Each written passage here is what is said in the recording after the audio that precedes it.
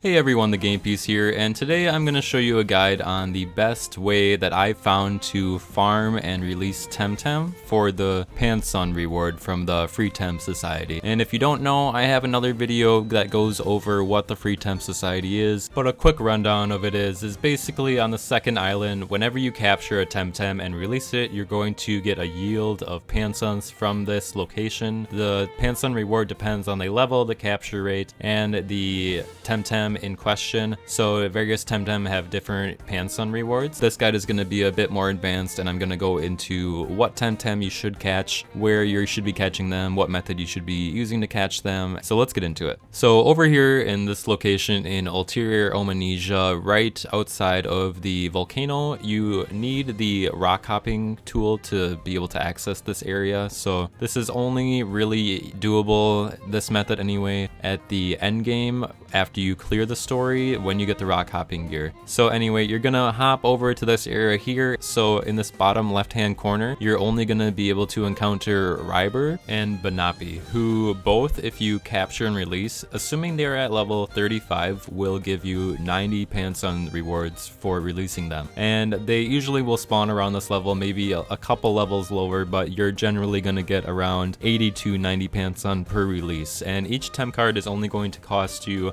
15 Pansun to buy, so you're gonna be able to get a pretty good reward out of each temp card that you use. And a good method is make sure that you have 2 Wimplups in your party, and they both have the move called Cold Breeze. Now this move applies 3 stacks of the freeze onto the opposing Temtem if you use it, and if you use both Cold Breezes in a row, it will actually freeze the Temtem and it won't be able to attack you at all. Now having the status effect along with the damage on the opposing Temtem here is super big, and it will pretty much allow you to capture any Temtem pretty close to 100% every single time. I've had a very high success rate of doing this method. You also need to be sure that you have the Lucky Clover in one of your Wimplup's gear slots, because that's also going to make it a lot easier for you to capture with the status effect and weakening.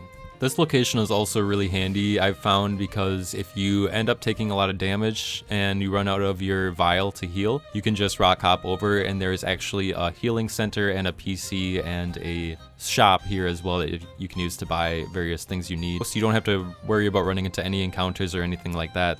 That's why I think that this is probably the best option. Not to mention the fact that the capture rate I found when using status effects and weakening on both Ryber and Banapi is pretty high, especially opposed to some people who like to use the Kakama Cenote, which is an option. If you go there, you can capture and release Sukama for around 188 Pansun each, and then you can also capture Wimplup there, which release for around 154 Pansun. But unfortunately, whenever I've gone there and done this, I don't know if anyone else has better luck, but whenever I've gone and done this and I've used this exact method of weakening and using the freeze, it takes a lot more temp cards than it's worth. So I found that this method is a lot better to do because you're able to catch more Temtem per hour, and you're able to release more per hour with a higher success chance, and that way you're not burning your temp cards as well, wasting them on captures. And then this is the reward that you'll see me get. This is a little over around 45 minutes, I would say, of capturing is how long it took me to burn through the stack of 99 temp cards.